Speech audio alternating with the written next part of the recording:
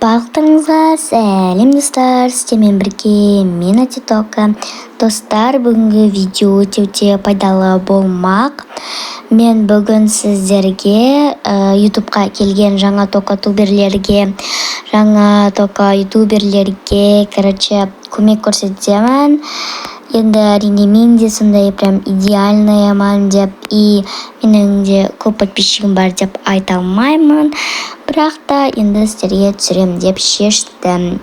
Неге түсірем деп шештім? Себебі мен мына комментарийдан кейін ойланып қалдым. И вот олардың да комментариясына жауап беретін боламын.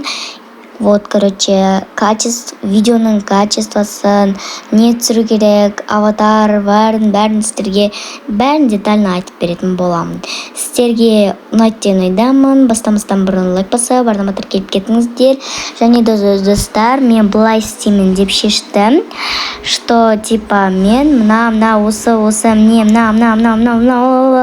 осы комментарияларға көп рахметімді айтамын. Егер де сіз де келесі видеода экранға шыққыңыз келсе, онда тоже осы видеоның астынан жылы жүзді комментарияларыңызды жазып кетіңіздер. Ал ендеше біз видеомызды бастайық.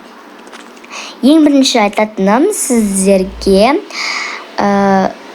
украшение каналы, чтобы сіздердің видеоларыңыз өте әдемі, аваңызбен бірге прям очень даже бірге подходит болып тұру керек, И бір бізде сіз арт сала алмасаңыз, онда бір Pinterest'тен бір фотоларды ала аласыздар аваңызға. Ал баннеріңізге, если баннер тоже жасай алмасаңыздар, ютубтағы басқа да туториалдарды көрсеңіздер болады. Мен сіздерге көрсетсем, ол қазір өте көп уақытты алады. Сондықтан мен көрсетпеймін. И достар, келесі өздеріңізге обязательно адам жасауларыңыз керек. Чтобы білмеймін не үшін екенін, просто адамды жасауларыңыз керек. Но адамдарды бір адамдардан көшіруге болмайды. Если сіздер біреуден ұрласаңыздар, онда тоже ешкім көрмейді. Келесі айтатыным, ол качество видео. Мысалы, мен қазір мына комментарияға жауап беріп жатырмын. Бұл маған қалай сериал түсіресің және де видеоны қалай монтаждайсың деп жазған. Мен деген достар өзімнің телефонымдағы запись экранмен түсіремін. Потому что менің телефонымның өзінің запись экраны өте тоже качественный. И тоже качествосы жақсы болу үшін сіздер де өздеріңіздің телефондарыңызды запись экранмен түсірулеріңіз керек. Если өздеріңіздің телефондарыңыздағы запись экран болмаса, неке қазір мен түсіріп көрсетіп жатырмын. Қайда кетті? Мен запись экраным сол жерде тұрады. Сіздерге тоже кеңес беремін. Немесе басқа да приложенияларды қолдансаңыздар болады. Тек настройкасынан качествосын барлық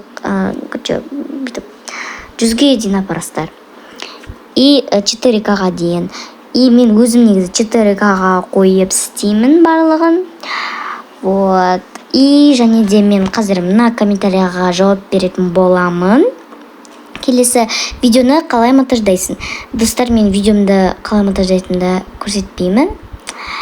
Енді мен только CapCut деген приложениемен монтаждаймын. Барлық разделить етіп, сондай либо аудиомен сөйлеп деген сияқты. Мен қазір мысалы аудиомен сөйлеп жатырмын. Солай сіздерде тоже менің бұрыннан бері көретін тіркелушілерім мені әдетімді біледі, что мен иншот дегенді алмайтынымды. Достар, поэтому мен ол маған өте удобный емес болды. Сондықтан мен CapCut деген приложениемен монтаждап бастадым. Мен жақында ғана бастадым. Соңғы видеомды CapCutпен монтаждаған болатынмын. Бәрі CapCutпен монтаждап жатыр, сонымен мен де көрейін дедім. Негізі көп сөйлеп уже су ішкім келіп кетті ғой. Кешірім сұраймын достар. И осы, айта алатыным осы. Келесі сіздер мысалы видеоларыңызда тоже обложкасын простой қылып жасай салмайсыздар, адамдарға қызықты болу үшін. И достар, келесі айтатыным, мына комментарийға жауап беретін боламын. Мен сенің видеоларыңды көрдім, нормально, бірақ та сен не туралы канал аштың, не туралы түсіресің, сол туралы ғана түсіруің керексің.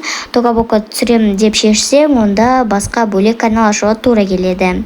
Ана каналыңа тоже не істемеу керек. Короче, қалай просмотр жинайсың деп жазған. Енді білмеймін, енді обложкаларымды өйтіп просто жасамадым. И достар, келесі вкладывать видео. Сіздер мысалы видео салып жатқан кезде обложкасын тоже простой қылып жасамаңыздар, айттым. Мен обложканы PixArt деген приложениемен жасаймын. Вот. Ол жерде прям ішіне кірсеңіздер болды, прям түсініп кетесіздер ше. Сіздерге осындай сөйлеп отқан видео ұнай ма? Меня бесит. И вот, короче, достар, мен әлі отырмын сөйлеп, аузым қатты ауырып кетті. И сосын обязательно видеоның названиясын жазып болғаннан кейін, мысалы описаниясына оның сіздер мына видеода мынандай нәрсе көрсе аласыздар, мынандай сериал, мынандай бөлімі деген сияқты жазасыздар. Одан кейін сіздер жоқ болып кеттім. Короче, скрин жасай саласыздар просто, да? И сондай сияқты. И описаниясына сіздер обязательно такие хэштег жазасыздар. Мысалы, хэштег не үшін керек десеңіздер, хэштег, мысалы, қазақша тока-бока дейсіздер ма, тока-бока дейсіздер ма, тока-лайф-ворлд дейсіздер ма, тока-ворлд дейсіздер ма, көп хэштег жаза бересіздер.